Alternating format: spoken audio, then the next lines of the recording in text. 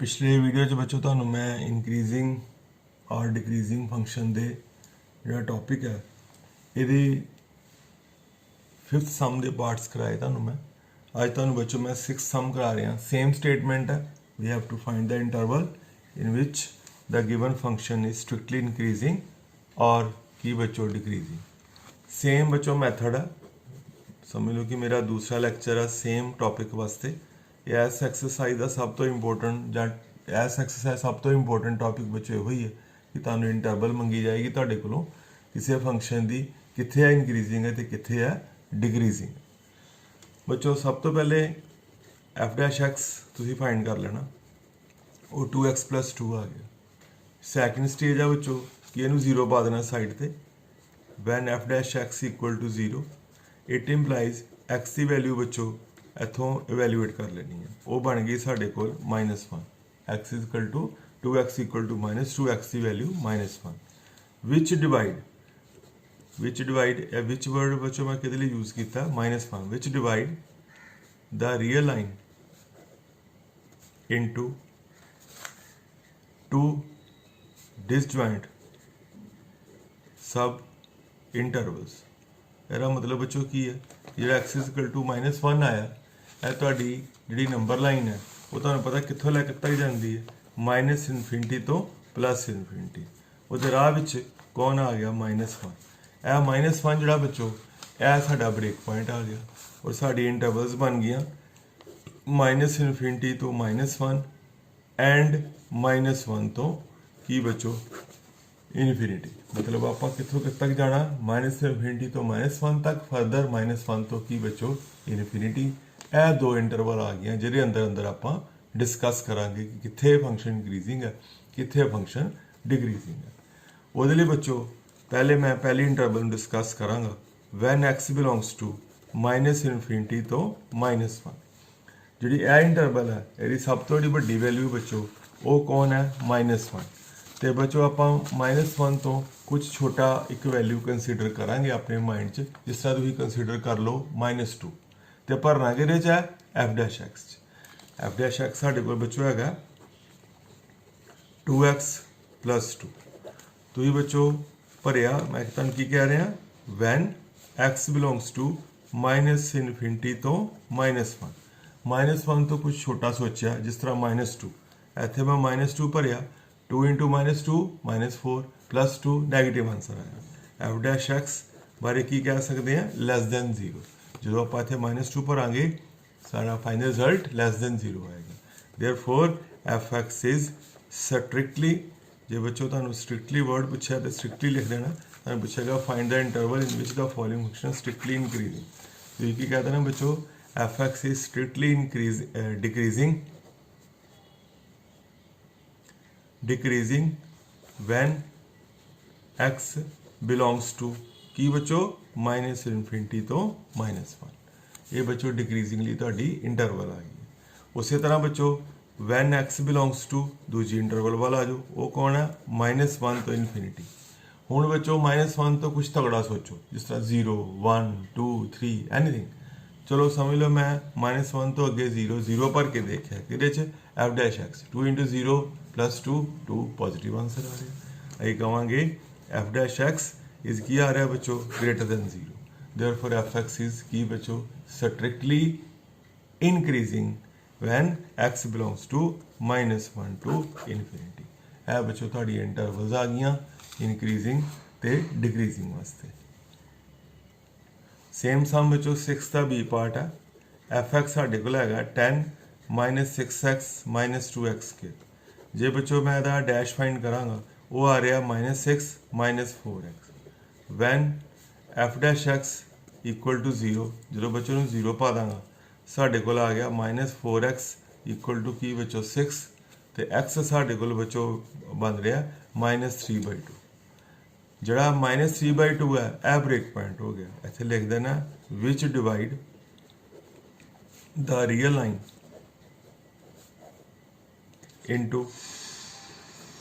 into two disjoint subintervals which divide the real line into two disjoint subintervals which are बच्चों केड़ियां -∞ to -3/2 -3/2 to infinity. इन्होंने दोनों के अंदर ਆਪਾਂ बच्चों डिस्कस करेंगे। सेम बच्चों मैं पिछली वीडियो सारा ਤੁਹਾਨੂੰ करा चुका, जस्ट रिवाइज करा रहा।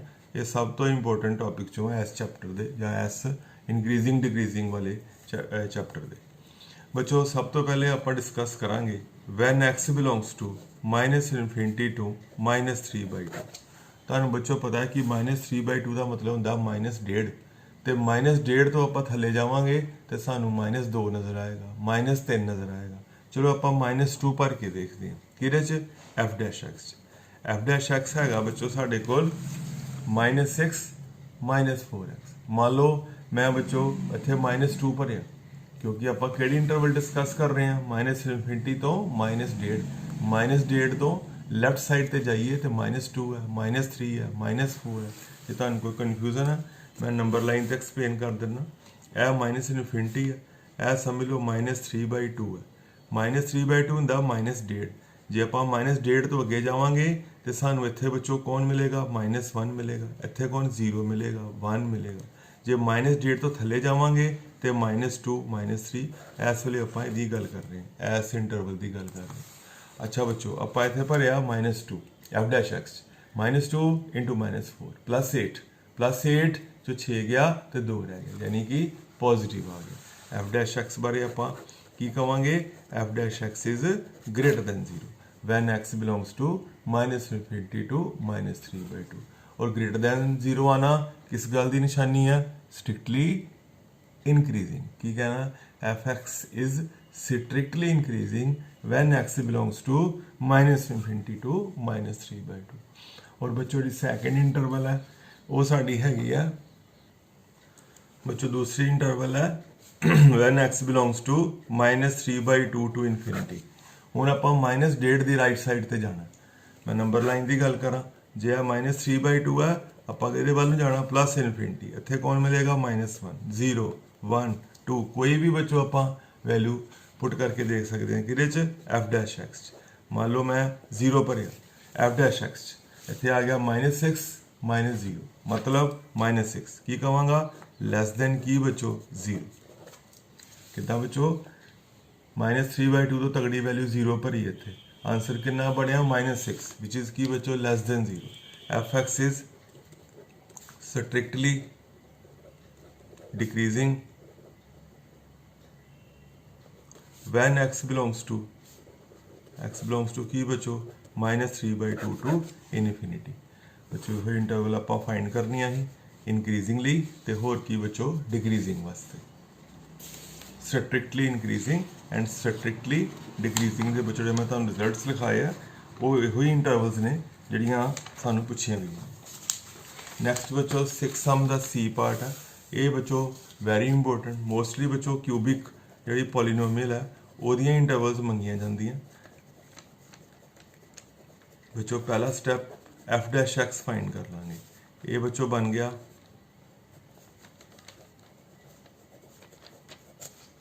एफ डैश एक्स बच्चों कोशिश करनी है इन्हू फैक्टराइज करने की। -6 कॉमन आ रहा एफ डैश एक्स बच्चों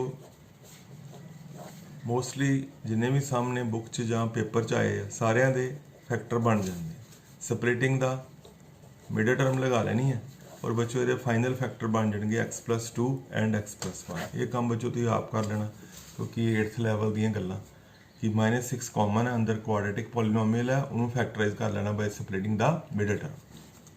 बच्चों इतों शुरू होंगे काम हूँ +2 का when F dash X equal to 0 F dash में 0 पा देना।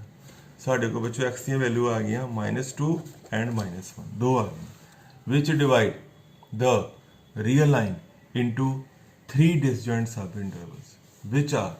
हाँ जी बच्चों किहड़ियां -∞ टू -2 टू की बच्चों -1 और तीसरी किहड़ी है -1 तो इनफिनिटी।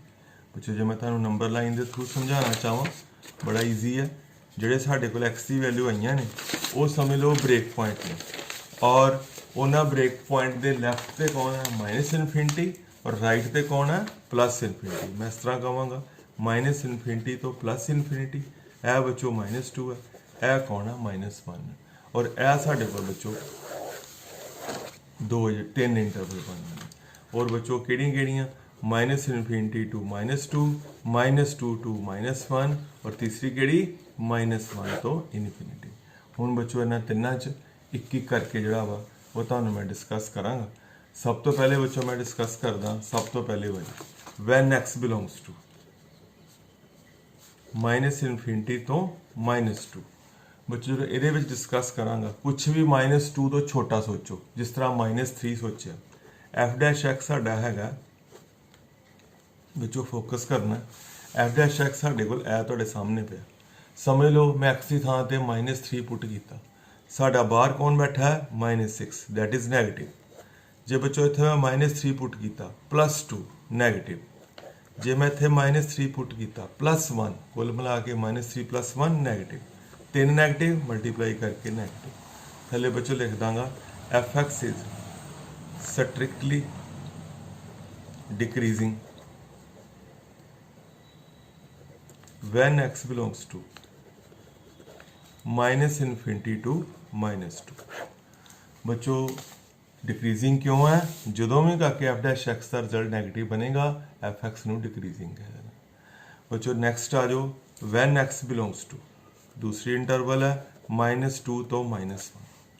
जे बच्चों नंबर लाइन की जो डिस्कशन करिए -2 मान लो इत्थे है, इत्थे -1 है, लैफ्ट साइड से -2 होंदा है, राइट साइड से -1, वो विचकार लाई करता है -1.5 ओके -3/2 -1.5 मैं कि भर के देखा एफ डैश एक्स, देखते हैं की बनता।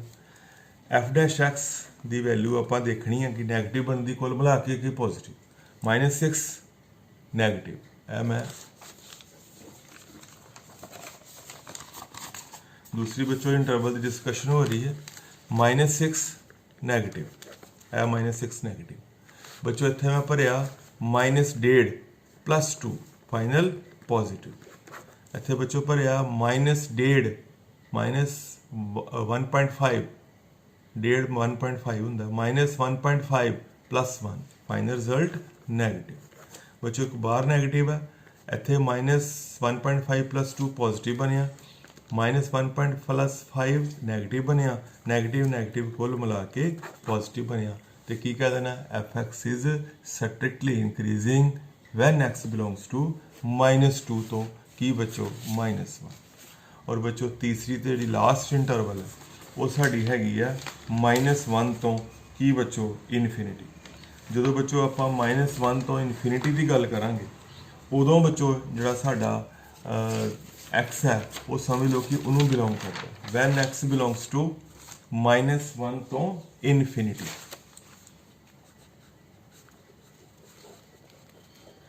पूरे बच्चों कुछ भी तुम -1 तो तगड़ा सोचना, जिस तरह -1 तो तगड़ा 0 भी है, 1 भी है, 2 भी है। हूँ कि भर के देखना है F dash X equal to बार -6 नैगेटिव, 0 समझ लो -1 तो तगड़ा समझ लो मैं एक्स नू 0 पर देता है, 0 + 2 पॉजिटिव, 0 + 1 पॉजिटिव, कुल मिला के negative, negative positive positive negative result बच्चों आ गया। हैंस एफ एक्स इज की हो गया strictly decreasing when X belongs to -1 तो इनफिनिटी। बच्चों टोटल 3 इंटरवल सी, 2 जगह ते डिक्रीजिंग आया। वो डिक्रीजिंग वाली किहड़ी इंटरवल्स ने, एक फस्ट तो एक थर्ड। बच्चों थले एंड कर देना F X is strictly decreasing when X belongs to, एक आई ही -इनफिनिटी टू -2 और दूसरी किहड़ी आई है -1 तो इनफिनिटी। इन्होंने दोनों च डिक्रीजिंग आया, इत्थे यूनीअन का साइन पा देना। और बच्चों F X is strictly increasing वो इको ही हैगी है, वो किहड़ी है -2 तो किहड़ी बच्चों -1, इत्थे इनक्रीजिंग आया इस करके इत्थे इनक्रीजिंग लिख देना। बच्चों यह तुहाडे सम दा एंड है, सब तो इंपॉर्टेंट जिन्हें तुहानूं मैं इस वीडियो डिस्कस किए हैं।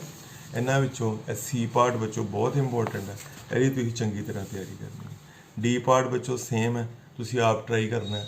2 डिग्री पॉलीनोमीअल है, ये बच्चों 2 इंटरवल आनी है और दोनों का बच्चों फाइंड करना है कि कित्थे आ सम इनक्रीजिंग है तो कित्थे आ सम की है बच्चों डिक्रीजिंग।